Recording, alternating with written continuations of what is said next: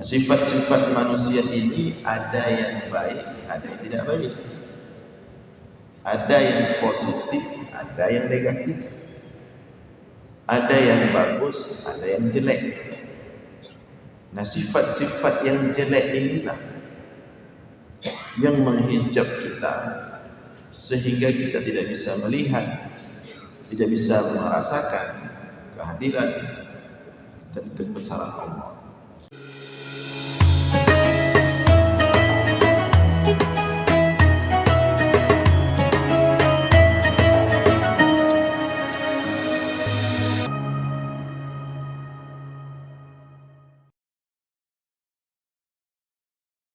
Yang biasa selalu kita persembahkan kepada Allah Subhanahu wa Ta'ala, Tuhan yang besar pada zatnya, yang besar pada setiap sifat-sifatnya, yang besar pada setiap af'alnya.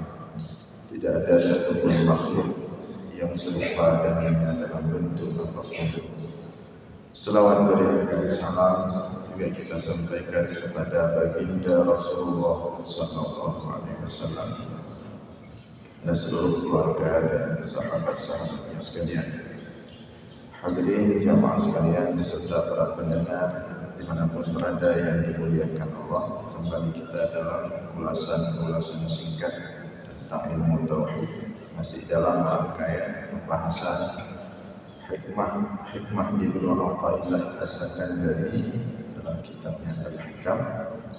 Pada subuh ini kita akan membaca hikmah yang ke-34.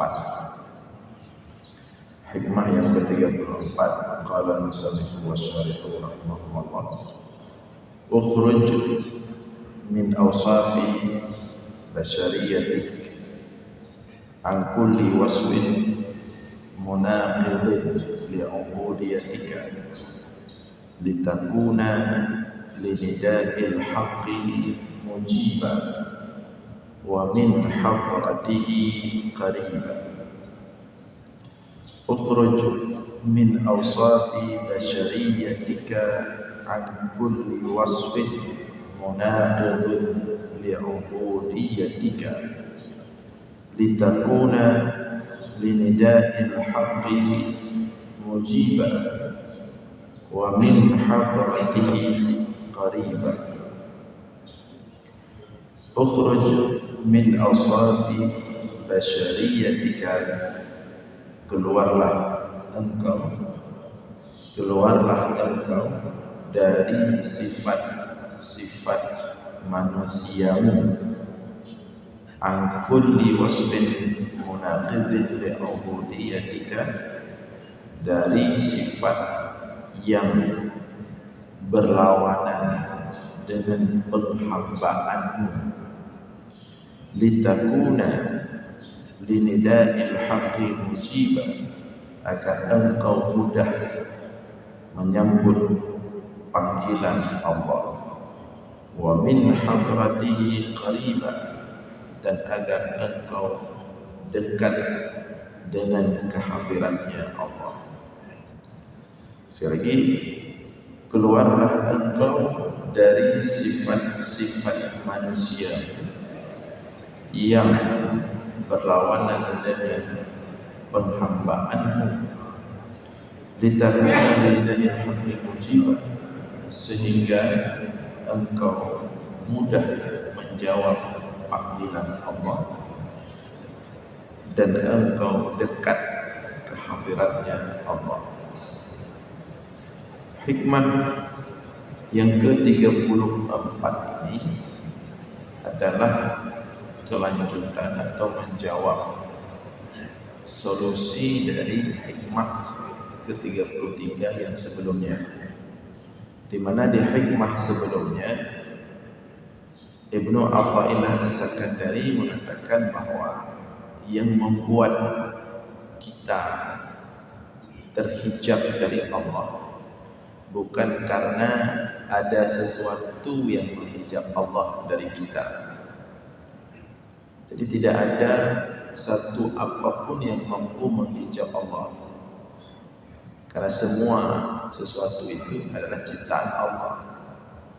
Bagaimana mungkin ciptaannya dapat menghijabnya? Jadi yang menghijab kita dari Allah itu bukan sesuatu selain Allah, bukan Allah yang terhijab. Tapi yang menghijab kita dari Allah itu adalah sesuatu yang ada pada diri kita sendiri yang menghijab kita. Jadi bukan Allah yang terhijab, tapi kita yang terhijab. Apa yang menghijab kita itu sehingga kita tidak dapat melihat kehadiran Allah, kebesaran Allah. Yang menghijab kita daripada merasakan kehadiran Allah, daripada merasakan melihat kebesaran Allah adalah sesuatu yang ada pada diri kita sendiri. Sesuatu yang ada pada diri kita sendiri. Apa itu sesuatu yang ada pada diri kita sendiri yang sehingga menghijab kita dari Allah? Yaitu sifat-sifat manusia kita. Sifat-sifat manusia yang ada dalam diri kita yang bercanggah dengan makna penghambaan diri kita kepada Allah. Kita ini kan manusia, ada sifat-sifat basyariah, sifat-sifat manusia. Nah, sifat-sifat manusia ini ada yang baik, ada yang tidak baik. Ada yang positif, ada yang negatif. Ada yang bagus, ada yang jelek. Nah, sifat-sifat yang jelek inilah yang menghijab kita sehingga kita tidak bisa melihat, tidak bisa merasakan kehadiran dan kebesaran Allah. Maka caranya adalah keluarlah dari sifat-sifat manusia yang jelek itu, yang berlawanan dengan makna penghambaan diri kepada Allah. Nah, bagaimana maksudnya berlawanan dengan penghambaan diri kepada Allah? Kita ini hamba,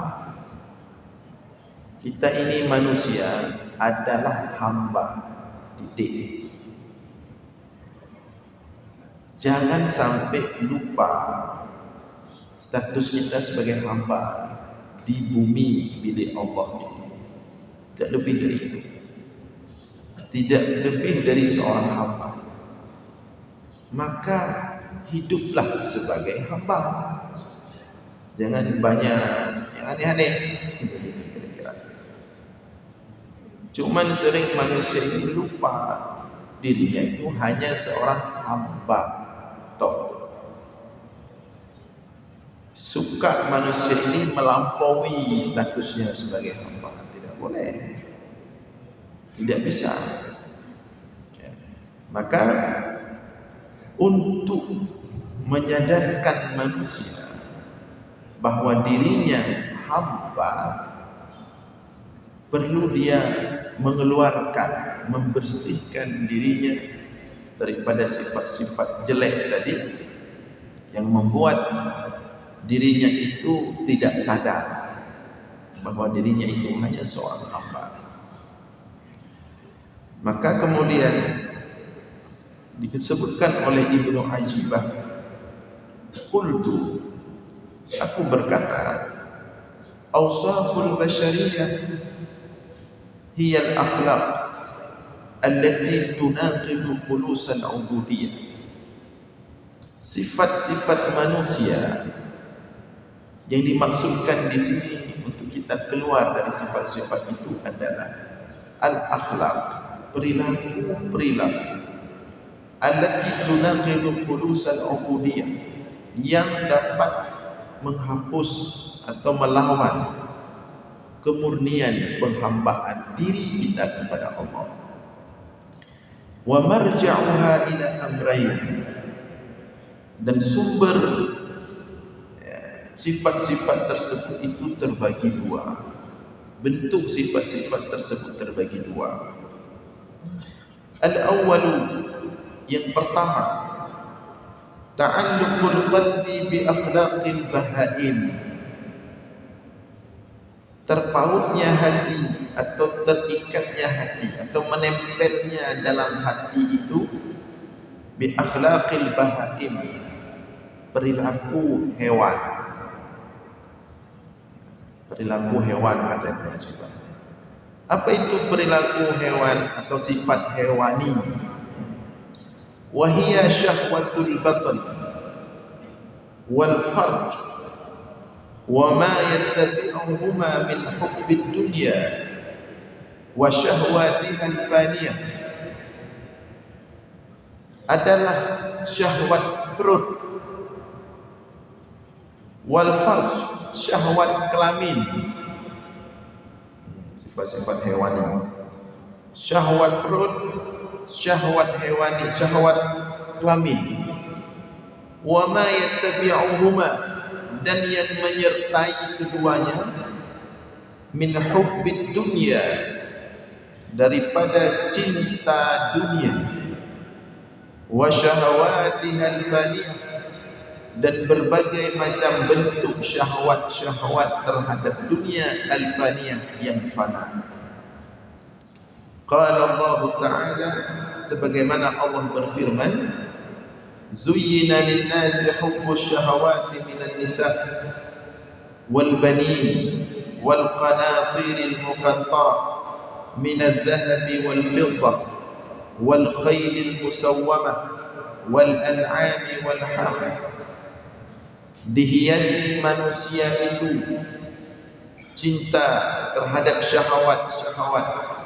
Syahwat kemana? Perempuan, anak-anak, harta berupa emas, perak, kuda. Kalau dulu kuda, kalau sekarang kendaraan-kendaraan mewah. Wal an'am, dan ternak, wal hars, dan pertanian. Itu syahwat-syahwat manusia. Artinya kalau manusia itu hidupnya hanya bertahan pada syahwat-syahwat itu, hidupnya hanya untuk mengupayakan tersampainya syahwat-syahwat tersebut, maka dia tidak beda dengan yang tadi, hewani. Seperti kata Buya Hamka, kalau hidup ini hanya, kata Buya Hamka ya, bukan kata saya, kalau hidup ini hanya untuk memenuhi isi perut, maka tidak ada beda manusia itu dengan monyet. Itu yang pertama, sifat-sifat hewani yang ada pada manusia, yang kalau itu tidak dikendalikan dengan baik, maka itulah yang dapat menghijab hamba tersebut, manusia tersebut, daripada melihat dan merasakan kehadiran kebesaran Allah. Al-thani, yang kedua. Jadi sifat yang pertama tadi sifat hewani, akhlak bahaim. Ini yang ada pada manusia yang harus dibereskan, dikendalikan. Al-thani, sifat-sifat manusia yang menghijab manusia itu sendiri daripada melihat kebesaran Allah, merasakan kehadiran Allah. Takhalluquhu bi akhlaqis syayatin, perilaku manusia itu dengan perilaku syaitan. Perilaku syaitan. Apa itu perilaku syaitan? Kal kibri, seperti sombong. Perilaku syaitan, perilaku iblis. Kal kibri, seperti sombong. Wal hiqdi, seperti dengki. Wal ghadabi, suka marah. Ini begini. Yang syaitan, yang sifat syaitani.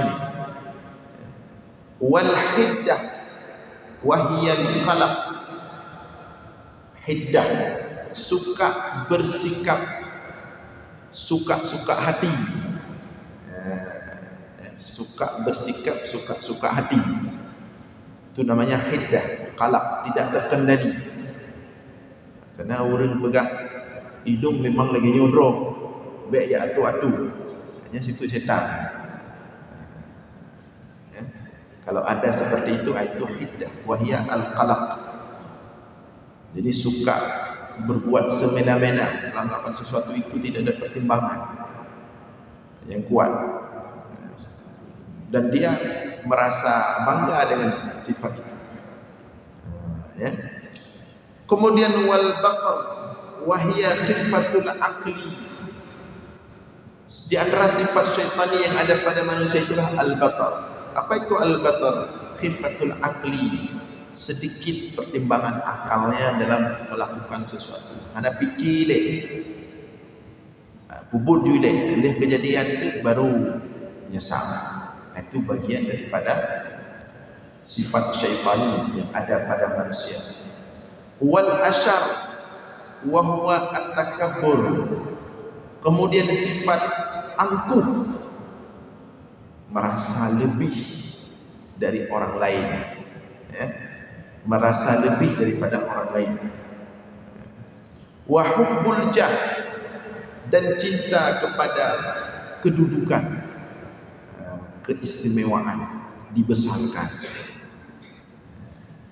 Nya hidup justru pak orang malim. Yang sifat syaitan ini. Wariyasah, suka, cinta sekali kepada kekuasaan. Wal madah, dan suka dipuji, cinta dipuji. Menyai puja semangat, menyohanai puja langsung berhut semangat. Menyai puja semangat nak kerja, makin puja makin semangat kerja. Menan hanai puja, terbubut. Hanai pula betul. Madah, cinta, suka dipuji. Wal qaswah, dan keras wataknya, keras. Wal ata, dan suka diberikan penghargaan, suka diberikan penghargaan. Wal fadhadha, dan keras perilakunya, keras. Wal ghalbah, kasar dalam berbicara. Wa ta'dhimil aghniya, suka membesarkan orang-orang kaya. Wa ihtiqaril fuqara, dan merendahkan orang-orang fakir. Yang orang kaya bagah tato, saya orang kaya kagaknya habis. Nampak prikupi. Salah. Mengon orang-orang kaya tak, orang-orang nak tak. Truk orang nak, truk orang nak, sujud, rukuk. Orang lain tengah duduk lubina. Ngaji duduk orang kaya. Ini sifat syaitan. Jadi wa ta'dhimil aghniya, sebaliknya wa ihtiqaril fuqara, dan orang-orang miskin dia rendahkan, dia pandang sebelah mata, tidak mau berkawan. Menyudah pegah bati kreknya, menyudah gedaya sebut becuk. Ada. Dia menyuruh orang kaya, ada hanadu daun biju. Trik tak berapa, semangat. Ini sifat syaitan, nyepek sampai hidup ada. Wa ka khaufil faqri, dan seperti takut miskin, takut fakir, itu juga bagian daripada sifat syaitan. Wa hammir rizqi, dan terlalu ambisius terhadap rezeki, itu juga sifat syaitan. Ambisius, menghalalkan segala cara. Gila harta, kalau bahasa kita gila uang. Dia rela menghalalkan segala cara untuk mendapatkan itu. Dan ada sifat sebagian orang seperti itu. Laulenya jujur, dari muda sampai Tuhan. Lauleh itu saja. Wal bukhli, dan pelit. Wasyuh, dan kikir. Waria, dan ria. Apapun yang dia lakukan pengen diketahui oleh orang. Ini ria. Wal ujub, dan ujub, merasa diri soleh, merasa diri baik. Orang yang merasa diri baik itu ujub namanya. Yang penyakit rayuan. Ya. Silahkan berbuat baik, jangan pernah merasa diri baik. silahkan berbuat, jangan pernah merasa telah berbuat. Kubur sebagai status kita hamba, dikubur oleh Allah. Ya. Nah, wa ghairi dzalika mimma la yuhsa, dan sifat-sifat syaitani yang lain yang ada pada manusia yang jumlahnya tidak terhitung, banyak sekali. Hatta qala ba'du, hingga berkata sebagian mereka itu ulama, lin nafsi minan naqais ma lillahi minal kamalat, bagi jiwa manusia itu terdapat begitu banyak penyakit syaitani. Ma lillahi minal kamalat, sebagaimana bagi Allah terdapat begitu banyak kesempurnaan. Allah begitu sempurna, begitu banyak kesempurnaan, sifat-sifat sempurna. Pada manusia begitu banyak sifat-sifat syaitaninya. Wa qad allafa Syekh Abu Abdurrahman As-Salmi kitaban min uyubin nafsi wa adwiyatiha, wa nadzamahu Asy-Syaikh Zaruq fi nahwi 800 baitin, dan telah ditulis oleh Syekh Abu Abdurrahman As-Salmi kitaban, satu kitab, fi uyubin nas wa adwiyatiha, yang menjelaskan tentang penyakit diri manusia, maksudnya sifat-sifat syaitannya itu, wa adwiyatiha, dan obat-obatnya. Dan kita semua perlu itu, apalagi di akhir zaman ini. Penyakit hatinya kedah, kedah, gersang-gersang hati, berat, sampai kepada pertumpahan darah. Karena sebenarnya dasar pertumpahan darah itu al-hiq, dengki. Ya, dasar pertumpahan darah itu dengki. Dasar kasus pertumpahan darah di muka bumi ini adalah karena dengki yang terjadi pada Qabil. Dengki kepada siapa? Kepada abangnya atau adiknya Habil, sehingga sampai berujung pertumpahan darah, pembunuhan. Berat penyakitnya. Dan yang dibacut, penyakitnya ditanya orang Melayu berat kecu. Penyakitnya. Menyo orang Aceh mungkin, tapi lebih jauh berat. Bahaya lah, iri dengkinya dia sumber segala kekacauan, kerusakan di muka bumi, yang iri dengki. Sebagaimana kita sampaikan sebelumnya, Rasulullah itu sampai 4 kali dibersihkan hatinya, terakhir pada malam Isra Mi'raj, sehingga dalam hati Rasulullah tidak tersisa apapun kecuali rahmat, kasih sayang kepada seluruh alam. Nah, sedikit lagi, wa man alqahu Allah ila syaikh tarbiyah fala yahtaju ila syai'in siwa al-istima' wal ittiba', fa idza kharaja al-murid min akhlaqil bahaim takhallaqa bi akhlaqir ruhaniyyin kaz-zuhdi wal wara' wal qana'ah wal 'iffah wal ghina billah wal uns bihi. Wa idza kharaja min akhlaqi syayatin takhallaqa bi akhlaqil mu'minin aw bi akhlaqil malaikah kat tawadhu' wa salamati sudur wal hilm was sakinah wal razanah wat tuma'ninah was suhulah wal layunah wal khumul wal iktifa' bi ilmillah was syafaqah wal rahmah wa ta'dhimil fuqara wal masakin wa ahli nisbah wa jami'il ummah wal karam was sakha wal jud wal ikhlas was sidq wal muraqabah wal musyahadah wal ma'rifah. Fala, dan barang siapa yang dibawa oleh Allah, yang diletakkan oleh Allah, orang tersebut ila syaikhin, kepada seorang mursyid, kepada seorang guru yang ahli dalam tarbiyah dan tazkiyah, telah membersihkan hati manusia. Ada mursyid-mursyid itu. yang memang beliau khusus spesialis penyakit hati. Cuma yang jenuh susah kecil ya. Kadang dia ngaji kursi buatnya paling raya penyakit kan. Sebab ada boleh kan. Dan barang siapa yang Allah letakkan dia pada seorang syekh atau mursyid atau guru yang ahli tarbiyah dan tazkiyah, fala yahtaju ila syai'in siwal istima', maka orang tersebut tidak butuh lagi apapun selain mendengar saja, wal ittiba' dan mengikuti apa yang disampaikan oleh sang syekh tersebut.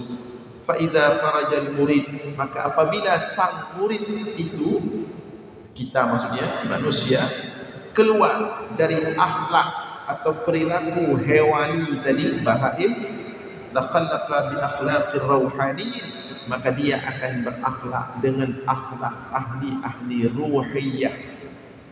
Akhlak itu sudah terbentuk dari ruhnya menjadi sajiyah dalam dirinya. Kazuhdi, seperti zuhud, wal wara dan wara, wal qanaah dan qanaah, wal iffah dan senantiasa menjaga diri daripada perbuatan-perbuatan keji, zina dan lain sebagainya, wal ghina billah dan mencukupkan dirinya bersama Allah, wal uns bihi dan suka hanya bersama Allah. Itu kalau dia telah keluar daripada sifat-sifat hewani. Dan apabila manusia itu telah keluar daripada sifat-sifat syaitani, maka dia akan berakhlak dengan akhlak orang-orang beriman atau akhlaknya malaikat. Apa contohnya? Katawabu, menjadi rendah hati.